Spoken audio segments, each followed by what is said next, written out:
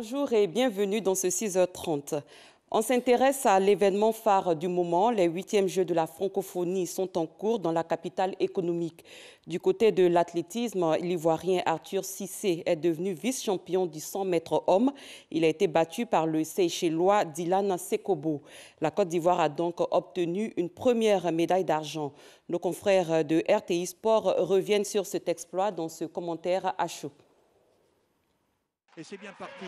Cissé a raté un appui au départ et c'est Sikobo qui prend la tête maintenant. Cissé finit très fort, revient lentement à sa hauteur. Va-t-il l'emporter? Sikobo, Cissé. Sikobo est battu, je pense, par Cissé. Cissé gagne pour la Côte d'Ivoire, mais d'un cheveu s'il l'emporte.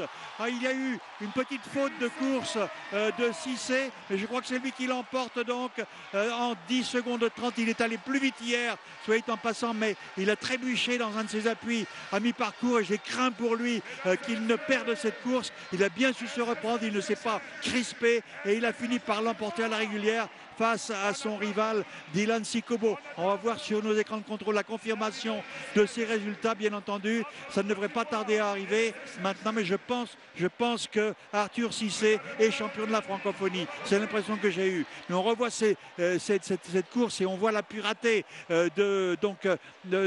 c'est Sekobo qui l'emporte, nous disent les officiels en 10-33. Dylan Sekobo, j'ai bien là. Il s'en est fallu d'un cheveu parce que moi j'ai eu l'impression. Ah oui, c'est le cassé d'épaule. C'est le cassé d'épaule de Sekobo. Arthur Cissé est battu pour un centième de seconde. Et c'est le cassé d'épaule qui fait la différence. On a déjà eu l'occasion de le dire à maintes reprises. Dans les sprints, pour franchir la ligne d'arrivée, il faut porter les épaules en avant et faire cette petite différence. Ce centième qui fait la victoire, qui offre ici la victoire à Sekobo. Alors qu'Arthur Cissé me paraissait légèrement plus rapide. Mais c'est à hauteur des épaules que se mesure le chronomètre en définitive. Et de ce point de vue-là, l'écran de contrôle nous montre une infime différence entre les deux hommes. Sekobo a battu Cissé d'extrême justesse. Médaille d'argent pour la Côte d'Ivoire également dans la discipline du saut en longueur. Dans la catégorie handisport, Kimi Ado-Frédéric a terminé sur la deuxième marche du podium. Comment l'Ivoirien s'y est-il pris? La réponse avec Herman Niami. Il était confiant, tout comme ses adversaires, à l'entame de l'épreuve du saut en longueur de la catégorie T47 à handisport. Kim Ado-Frédéric, l'athlète ivoirien qui présentait de bonnes aptitudes physiques, voulait offrir à la Côte d'Ivoire la médaille d'or. On a droit à 6 sauts. Les premièrement, on a eu, comme c'est la demi-finale finale, on a eu premièrement d'abord 3 sauts. Et après, on a eu maintenant les 3 derniers sauts pour faire maintenant vraiment la finale, pour se qualifier et pour avoir la médaille. Par la grâce de Dieu, je sais que nous sommes déjà sur une bonne voie et je pense qu'on aura la médaille. Classé finalement deuxième à l'issue de l'épreuve, Kim Ado-Frédéric n'a pas réussi à se défaire de son adversaire du Maroc. Actuellement, c'est la deuxième place que j'occupe. Vraiment, je suis très content vraiment de l'effort fourni. Et merci à tous ceux de loin ou de près qui ont commencé à me soutenir et continuent de me soutenir. Avec cette deuxième place, l'athlète ivoirien offre à la Côte d'Ivoire une médaille d'argent. Le Marocain vainqueur de cette discipline, visiblement ému, a fait un tour de piste pour saluer ses compatriotes et le public venu assister aux différentes disciplines sportives du jour. Outre les T47, la catégorie des T42 était aussi en compétition avec 3 athlètes, 2 Français et un Centrafricain. Et en attendant qu'ils entrent en lice, l'on a pu assister à l'entraînement de certains athlètes des autres disciplines, notamment le saut en hauteur et l'athlétisme. 2 médailles en athlétisme donc pour la Côte d'Ivoire, mais le pays ne s'arrête pas là. Les Éléphantos ont défait les jeunes étalons du Burkina Faso par 1-0 ce dimanche au stade Robert Champroux de Makori en football. Ils occupent donc la 2e place du groupe A après leur début manqué face à la Guinée. La sélection ivoirienne joue sa qualification en quart de finale aujourd'hui, mardi. Les 8e Jeux de la francophonie, ce sont aussi des inventions. Des jeunes créateurs s'emploient à promouvoir le développement durable à travers leurs inventions. Notre reporter Francis Boifo les a rencontrés. Le Moboti Mai, en lingala ou si vous le voulez en français, la source artificielle d'eau.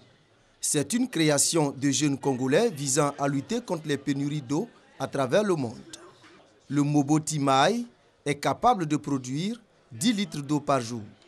Il répond à la notion de développement durable, c'est-à-dire l'utilisation rationnelle de toutes ressources, de sorte que les générations futures puissent en disposer. Ici, par exemple, vous avez une quantité d'à peine 3 litres.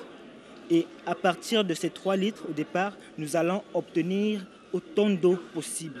Donc, ce serait selon la durée du fonctionnement de l'appareil. Il fonctionne ici suivant 2 applications. Nous avons une application que nous avons appelée source inférieure, où on voit l'eau se multiplier pour en obtenir autant. Et il y a aussi une autre application où, au lieu de se servir d'une certaine quantité d'eau donnée, elle fabrique directement à l'intérieur de l'eau nécessaire qu'elle reproduit ensuite. Également en compétition pour le concours sur le développement durable à l'Institut français d'Abidjan, le panier autocuiseur ou panier thermos, mis en place par des Ivoiriens. Dans un premier temps, c'est d'obtenir la température de 100 degrés sur un feu conventionnel. Ça peut être le gaz, le charbon. Une fois que nous avons notre température obtenue, on dépose dans le panier et on referme hermétiquement. La particularité, c'est que le panier a la possibilité de conserver la température de 100 degrés durant plus de 4 heures de temps. Et c'est ce qui permet de terminer le repas. On lutte contre le changement climatique. Pour ces 8e Jeux de la francophonie, les jeunes ne manquent pas d'imagination. Ce Tchadien a décidé de lutter contre la pollution de l'environnement. Ici, vous avez des échantillons de biocharbon, communément connu sous le nom de charbon vert. En fait, c'est un substituant au charbon de bois, au bois de chauffe et pour ceux qui sont limités par les moyens, au gaz. Donc on le fabrique essentiellement à partir de matières biodégradables qui sont produites dans nos milieux urbains.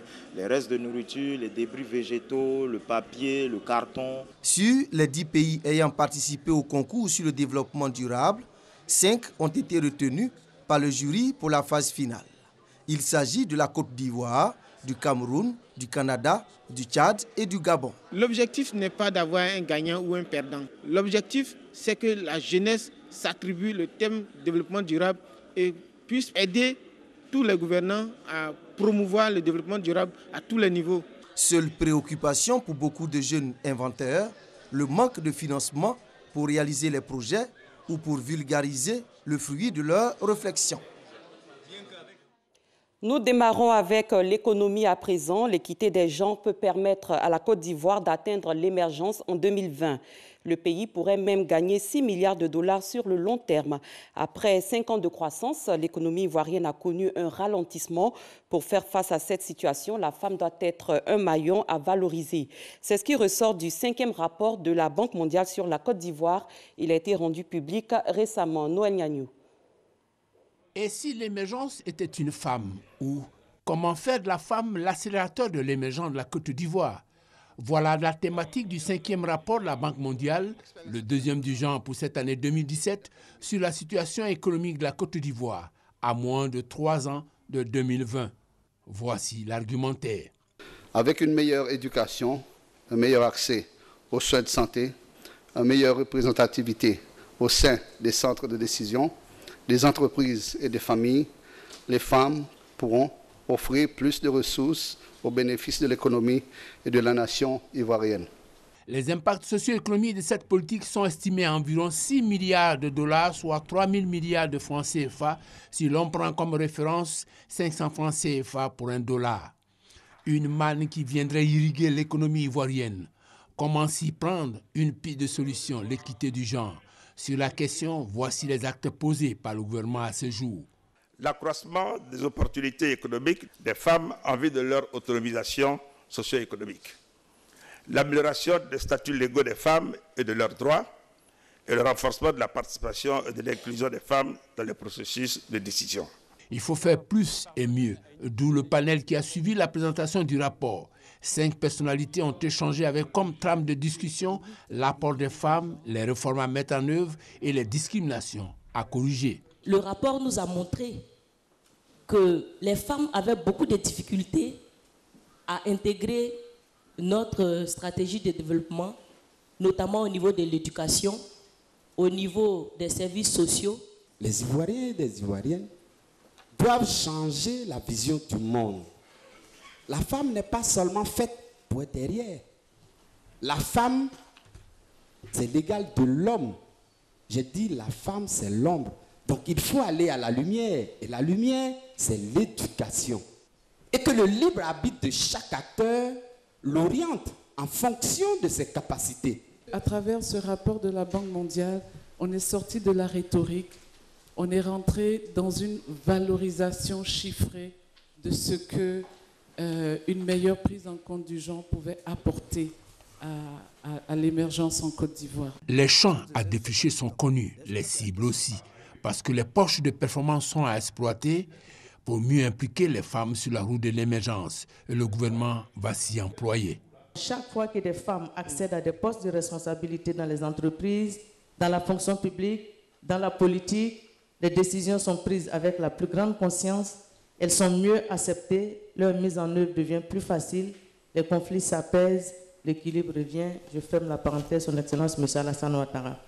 Vous voyez à travers cette phrase que l'émergence est bien une femme, que la volonté politique y est, et ce qu'il faut maintenant, c'est de passer à l'action avec toutes les personnes sensibles au genre et tous les acteurs, y compris de tous les milieux. Des propos qui confortent la volonté du gouvernement à faire plus pour les femmes, parce que conscient, comme le dit l'artiste, que l'avenir de l'homme, c'est la femme. Je rappelle que les 8e Jeux de la francophonie se poursuivent. L'accès à tous les sites est gratuit. Le président de la République a décidé d'offrir gratuitement l'entrée des Jeux de la francophonie à la population afin de vivre ce grand événement en direct. Et pour vous permettre de vous y rendre, je vous livre le programme des compétitions à l'affiche aujourd'hui, mardi 25 juillet. Pour les compétitions sportives athlétisme, rendez-vous au stade Félix Houphouët-Boigny à partir de 9h.